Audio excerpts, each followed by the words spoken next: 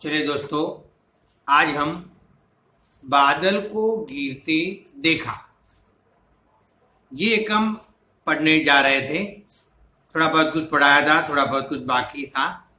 नागार्जुन तिब्बत और हिमालय की यात्रा में गए। वहां पर पहाड़ों की चोटियों पर और छोटे मोटे जो झील थे उनका वर्णन किया है। मैंने ये तस्वीर आपके सामने रखी है, ये अरवल्ली की है और उनकी चोटियों पर जो बादल गिरते हुए दिखाई देते हैं ना, वो बताया है।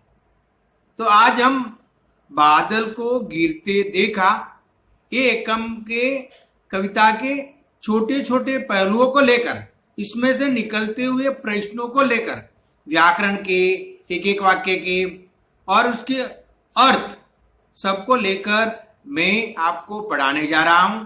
तो सब कृपया सबसे पहले किताब निकालें, किताब में देखें और बादल को गिरते देखा एक हम ठीक से देखें। किताब में देखें तो चले, तो हम छोटे छोटे पहलुओं को लेकर एक हम आगे बढ़ाने की कोशिश करते हैं। सब ध्यान से सुने, उसमें से निकलते हुए प्रश्न अर्थ सब अपने नोटबुक अपने पास रखे और इसमें दर्ज करते हुए एक हमको आगे बढ़ाते हैं। अपने इसमें छोटे छोटे अर्थ ये सब आपको लिखना है, तो लिखे। चलिए आगे बढ़ते हैं।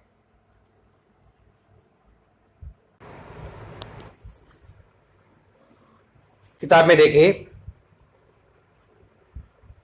कविता है अमल धवलगिरी के शिखरों पर।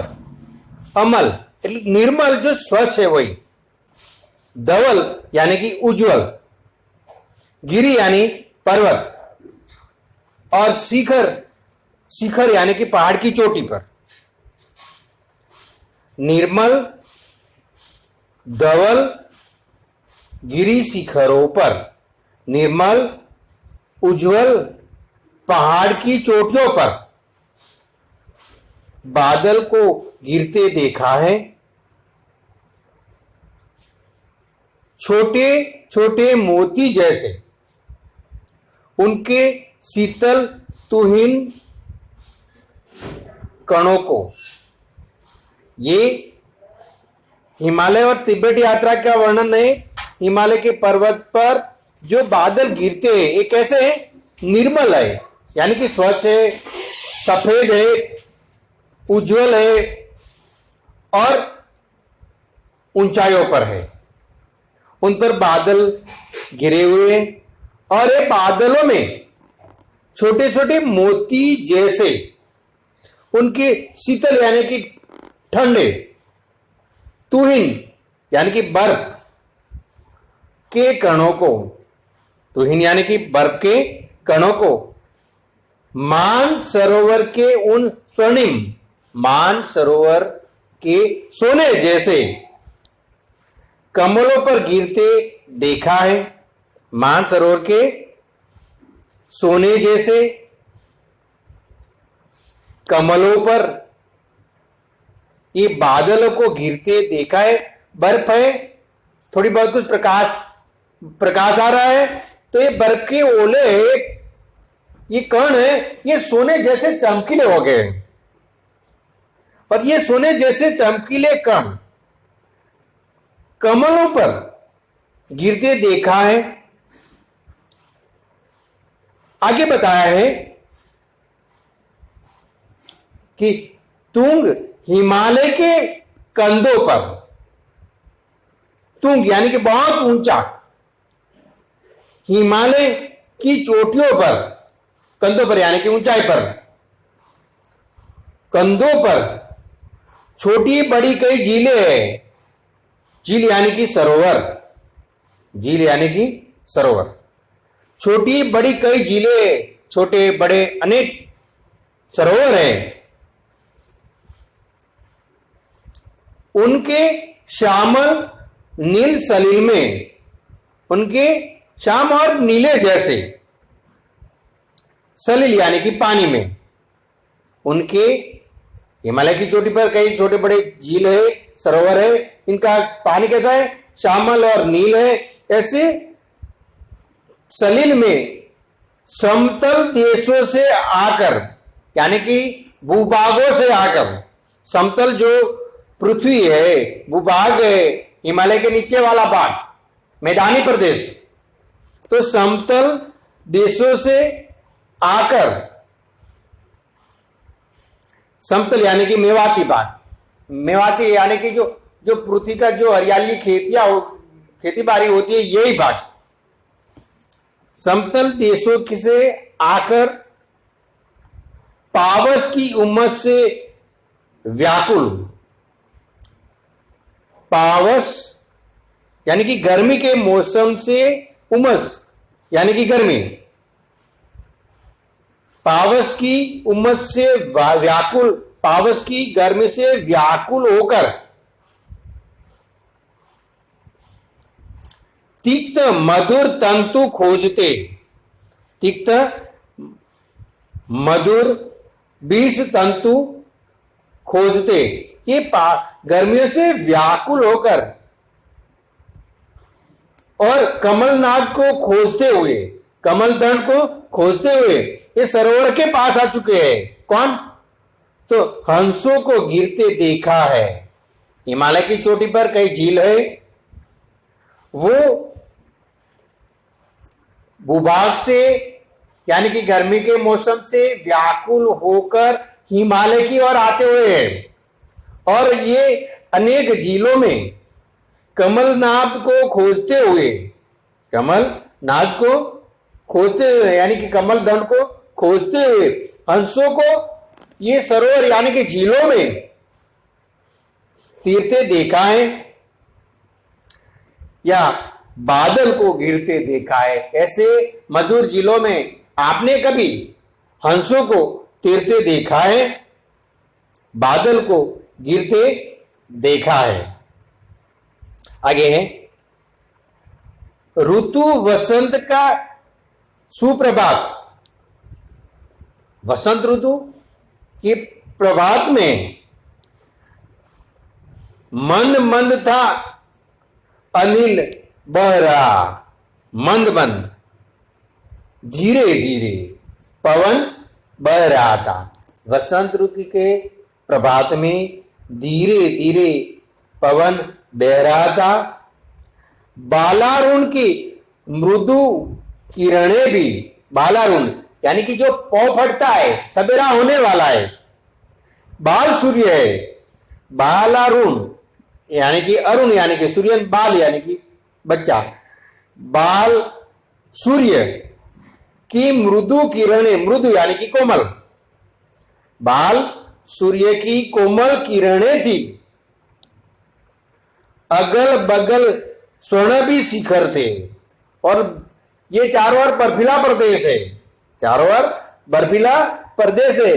और जो सुबह वाला जो लाल सूर्य है, बाल सूर्य यानी कि जो लाल रंग में दिखाई देने वाला जो सूर्य है, ये अगल बगल सोना भी सोने जैसी चमक दिखाई देती है।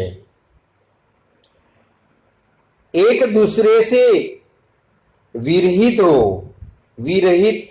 होना यानी कि बिछड़ना, एक दूसरे से बिछड़ जाना, एक दूसरे से विरहित हो, अलग अलग रहकर ही जिनको सारी रात बितानी होती, अलग अलग रहकर पूरी रात बिताते हैं एक दूसरे के वियोग में।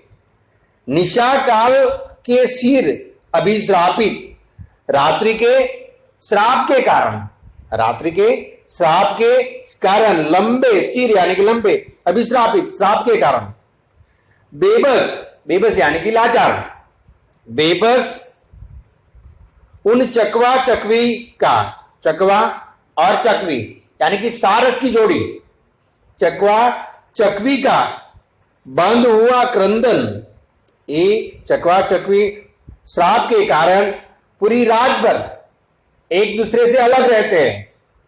सारस की जोड़ी में से और ये पूरी रात भर क्या करते हैं, विरह से चकवा चकवी का जो विरह में जो क्रंदन करते हैं, करुणापूर्ण रुदन करते हैं एक दूसरे के वियोग में।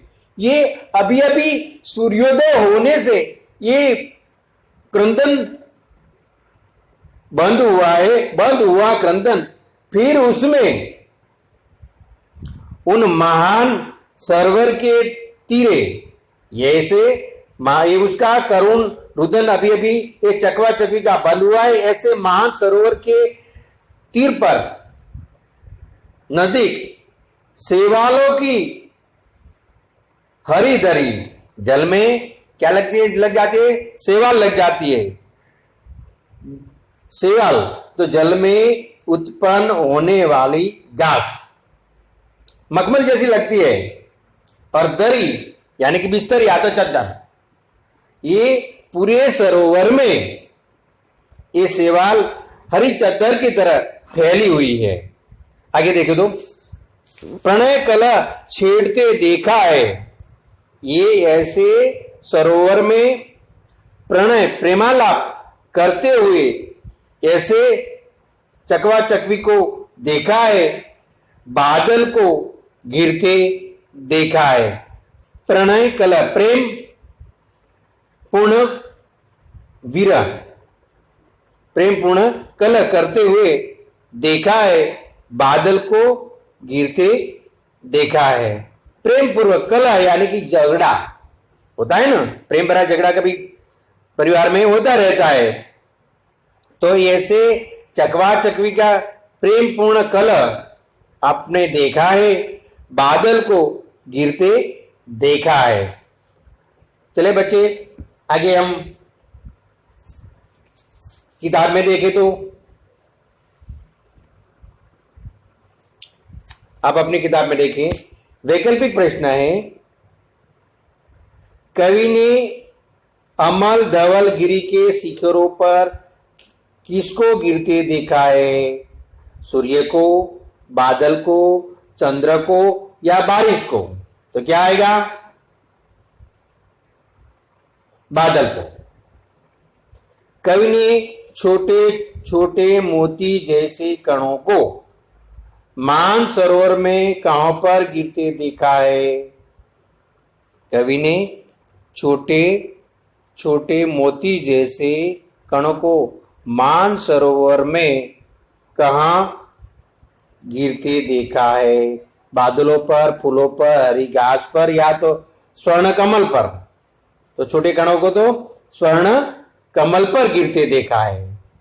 तीसरा प्रश्न है, जब बादल को गिरते देखा तब किस ऋतु का प्रभाव था? जब बादल को गिरते देखा तब किस ऋतु का प्रभाव था? तो उस वक्त वसंत ऋतु का प्रभाव था। चौथा प्रश्न है, कवि ने मान सरोवर के श्याम नील सलिल में किसको तैरते देखा है?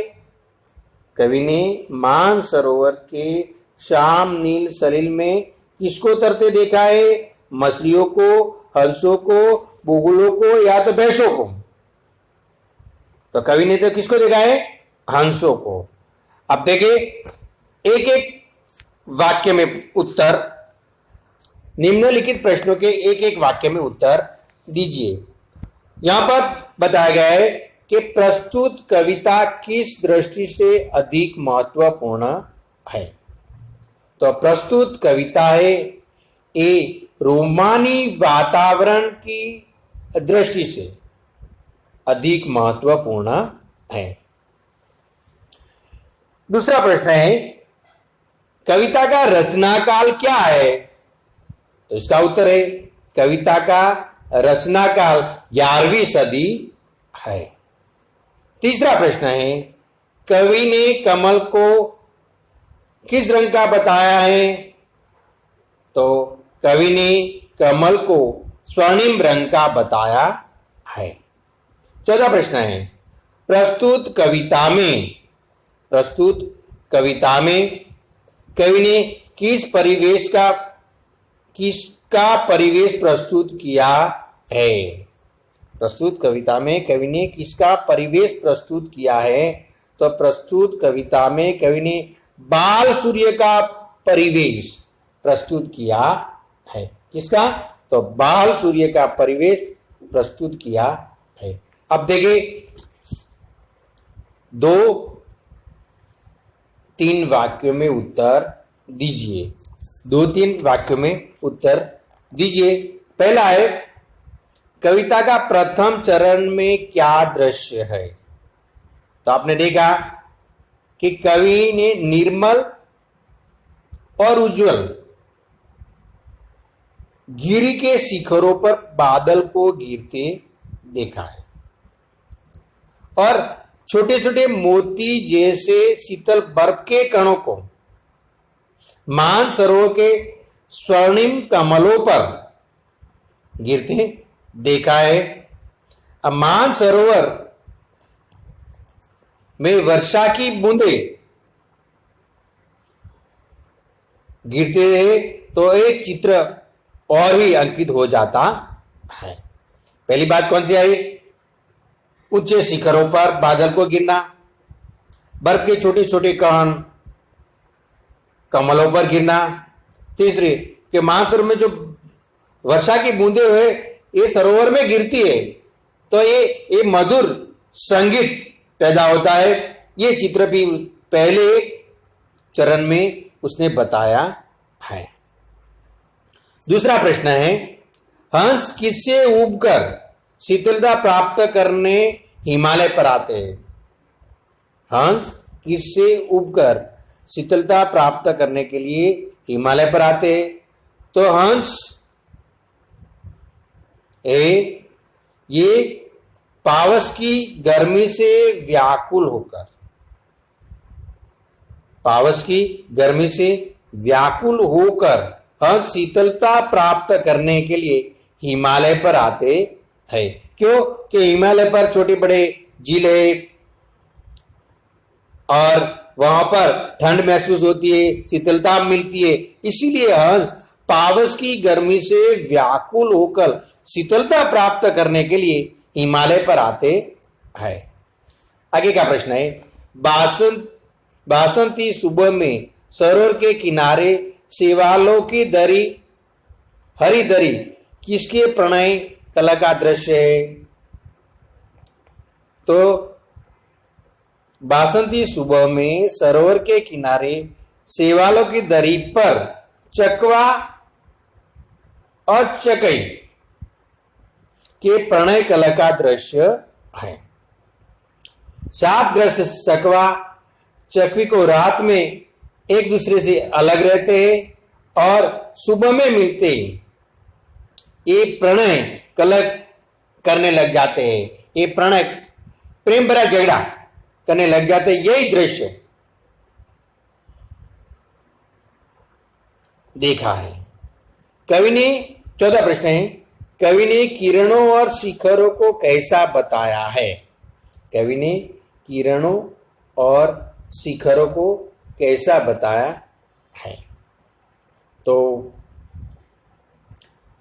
कवि ने किरणों को कोमल बताया है और शिखरों को निर्मल और उज्जवल बताया है। कवि ने किरणों को कोमल बताया है और शिखरों को निर्मल और उज्जवल बताया है। बड़े प्रश्न आपको 3 प्रश्न हैं बड़े। तो देखो, तो प्रस्तुत कविता में कवि की सौंदर्य की नैसर्गिकता का वर्णन कीजिए।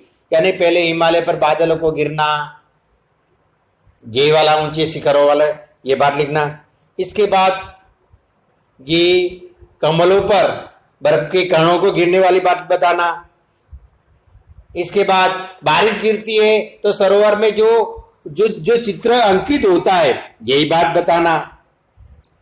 इसके बाद ये पावस यानी कि गर्मी से व्याकुल होकर ये हंस सरोवर में आते हैं, कमल नाप ढूंढते हैं, ये चित्र वाली बात बताना। तीसरी बात है चकवा चकवी वाली, ये बात बताना बालोरण बाल सूर्य की रोशनी से चारों ओर सुनहरा हो जाता है, ये बात बताना। ये पूरे काव्य का जो सारांश लिख देंगे तो चलता है। ठीक है। कवि ने किन रंगों के संयोजन से इंद्रधनुष का प्रभाव पैदा किया है? तो कवि ने किन रंगों के संयोजन से इंद्रधनुष का प्रभाव पैदा किया है? तो बर्फ पर जो सूर्य की किरणें गिरती है, छोटे छोटे कण गिरते हैं बर्फ के, इनके संयोजन से जो इंद्र बालो अरुण छोटा सूर्योदय हुआ है, इससे इंद्रधनुष जैसा लगता है, यही बात बताइए। कवि ने कविता की कल्पना और भावुकता का वर्णन कीजिए। कवि ने एक प्रकृति का नैसर्गिक चित्र और अपने हृदय में रहा प्राकृतिक प्रेम और प्राकृतिक जो फूल है, कमल है, झील है, चकवा चकवी है, इनमें जो प्रेम भरा वर्णन है, ये उनकी भावुकता दिखाई देती है। बस इतना लिखेंगे तो चलता है। ठीक है।